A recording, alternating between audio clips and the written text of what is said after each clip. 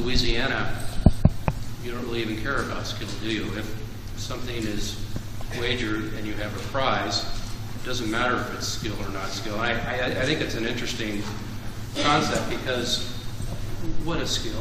Is poker skill? Is fantasy sports skill? I mean, it's this gray area. What's predominantly skill? What's less predominant? I mean, so Louisiana, and I think other states have said, no, if you're risking something of value and if you're getting a prize, then that's gambling. Help us out here. I was struck by the fact that NCAA apparently agrees with Louisiana.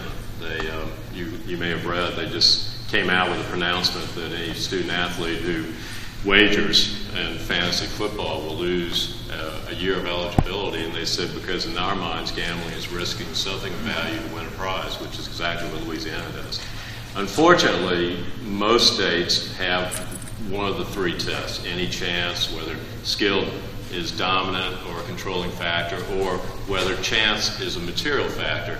And I tell you, you can read all about this, and you can read every article that's ever been written about it, and it is clear as they say in the South, mud, as to what the distinctions are. It's very, very difficult, and for that reason alone, I would submit that it makes more sense to regulate, particularly when we're talking about skill-based gaming, to regulate skill-based gaming.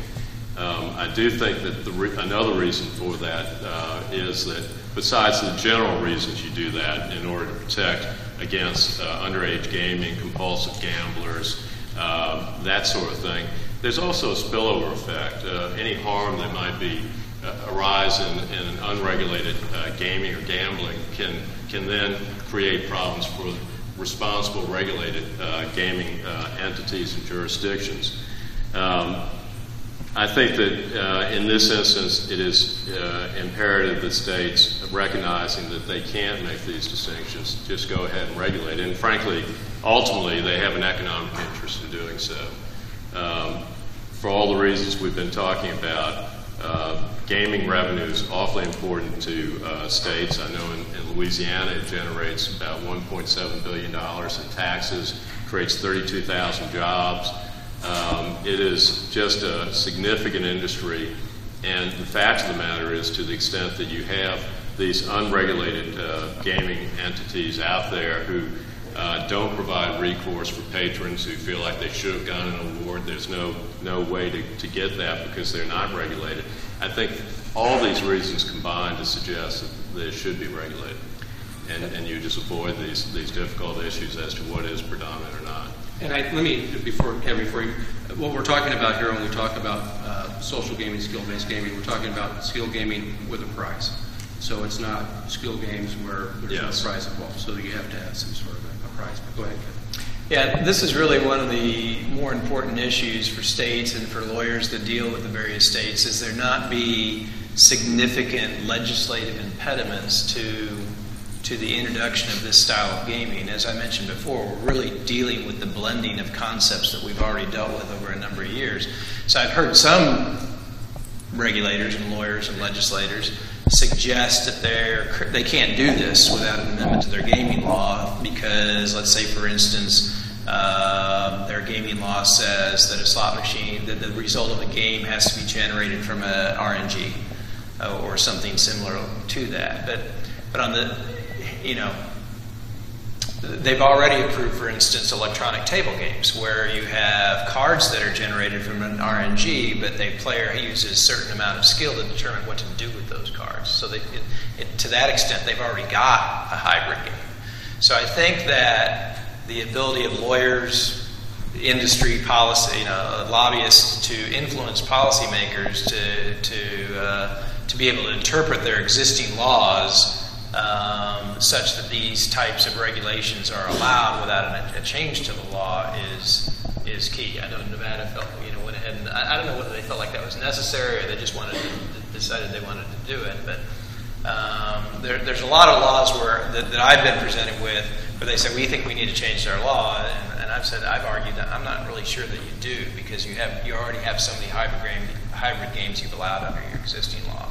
And the other thing that does is that allows the gaming regulators to address the growing problem of these skill-based amusement parlors that have haunted states like Florida and Ohio in many other states where they've just taken the Dave and Buster's example to the extreme. And you know, I know there's several Dave and Buster's lobbyists out here that I've talked to. I know Dave and Buster's doesn't want regulation of any part of their industry, but frankly, they have people that are using their exemption for ill means, and there are a number of states where it's created significant problems. California, I think, also has. We've served as an expert witness for a number of prosecutors in California on some of these places. So it's an issue, and I think that these two concepts can go hand in hand to allow the regulators to take charge of it. And in California, there was a bill introduced recently that regulates fantasy sports. I think that's is a trend. Is that going to get popular? Is it going to move outside of California? Thoughts?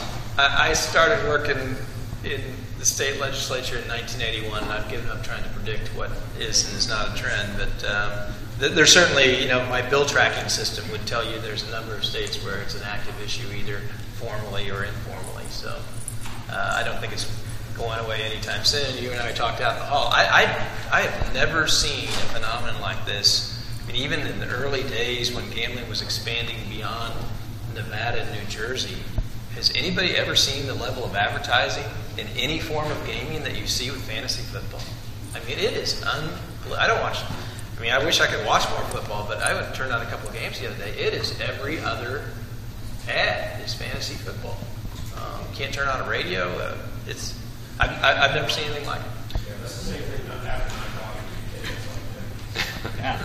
in I see Tony Cabot in the crowd over there. Raiders 27, Browns 20. Do we have any questions at this point? We've gone on and on and on, and really like to have some questions from the audience. Please. So, getting to state intervention, legislatures are going to look at these issues with skill-based gaming, in particular to deal with the tax issue. So, in many states that are recent adopters of gaming, they tax slot machines at different rates of table games. Did Nevada address the revenue side at all? For example, an in-game purchase of the golden hammer, so to say, is that a gaming revenue or is it a non-gaming revenue? It's going to depend on how we look at whatever that item is, whether it's an in-game wager or, as Eric said, did you say the iron hammer? Yeah, the war hammer. The war hammer. We've got a definition of gross gaming revenue. We've also got definitions of wagering. I think some of the details are still to be worked out in terms of that, but I think the intent is that anything derived from the play itself will be a form of taxable gaming revenue. And the states, of course, since the taxes on the slot machines are so high as compared to the table games, for example, those distinctions, even on the electronic blackjack, has kind of been blurred. But you wonder if the regulators at some point are going to be more finite about how they tax it, based on whether it's skill or not.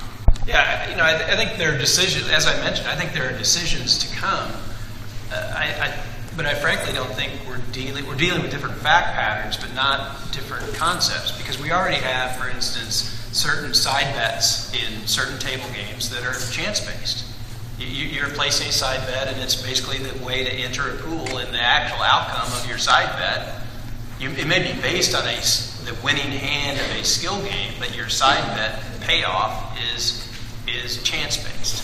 So, you know, how do we treat that for tax purposes? So, we have some things that give us some guidance, and you know, regulators are going to be doing what they, you know. Malcolm Sparrow, that teaches risk control at the Kennedy School at Harvard, said what good regulators do is they pick important problems and they solve them. And I think there's a lot of fruitful ground here to do that. And perhaps the caution for a state like Maryland, which considers anything that's electronic a slot machine, regardless of what type of game it is, versus anything that's not electronic is a table game. You know, this bundle of that economic activity within that electronic new skills game is going to be hard for them to deal with, but obviously it's a challenge. That bundle is going to get more complex too. One of the things that I didn't mention at the very beginning was the notion of interactive social aspects on that game or gaming device. You may be able to hook into Facebook or Twitter and do what you want to. That's something that's new for us, and that interactive nature is only going to increase. Another item that I think is new that our legislature spoke to was the use of identifiers in casinos, essentially being able to market to the player at the point of consumption quicker in a more efficient fashion, and create different games for different players at different levels depending on who they are and what they've subscribed to, online, offline, at the front desk, wherever.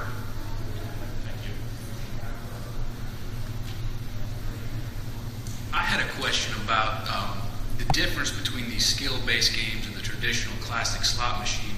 Are there any concerns from the manufacturers and also the regulators about the ability to place wagers as quickly in these skill-based games as we do now in the classic slot machine?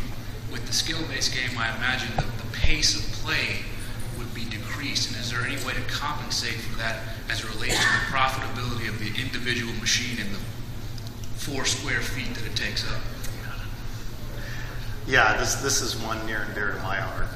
So let's go back to the Warhammer, right? I'll point out a microtransaction is a 100% hold transaction, right?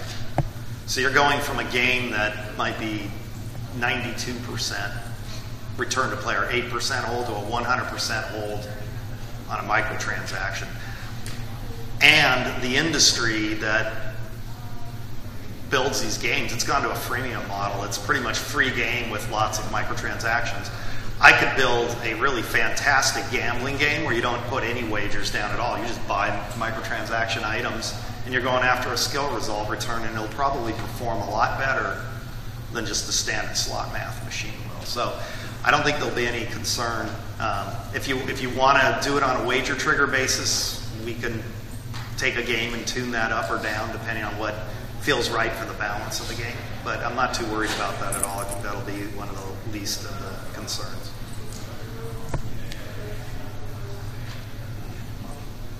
One final question. Kelly, I'll put this to you. You're going to regulate these games. Consumer Affairs, gaming regulatory body. If it's a gaming regulatory body, I know here in Nevada we have all sorts of different titles, the non-restricted license, the service provider license, the all different sorts of categories. How would you propose to move regulation of social gaming forward? Well, I think, and I'll use skill-based specifically, I think it should be regulated by the gaming commission or gaming board of the state. A lot of states don't have the distinctions that Nevada does as to different levels. That's something the state can decide, but at least it's before an experienced, mature, evolved regulatory body to weigh in on, as opposed to, again, unregulated gaming or gambling out there. I think it just makes all the sense in the world. But I would put it, if I had anything to say about it, I'd put it before the gaming boards and commissions around the various states. Yeah, I will just say as a final comment, again, what Nevada has done, they have continued to redefine the process, and they wanted to get some of the interactive in, so the service providers, and are they receiving revenues or they're not receiving revenues, and to what degree are they involved with the actual gaming end of it, and so they captured more companies coming in, that review process, and I think it's really good. And again, AG. Wasn't me. Any other questions? I've been told to shut it down. Thank you for attending. Thank you.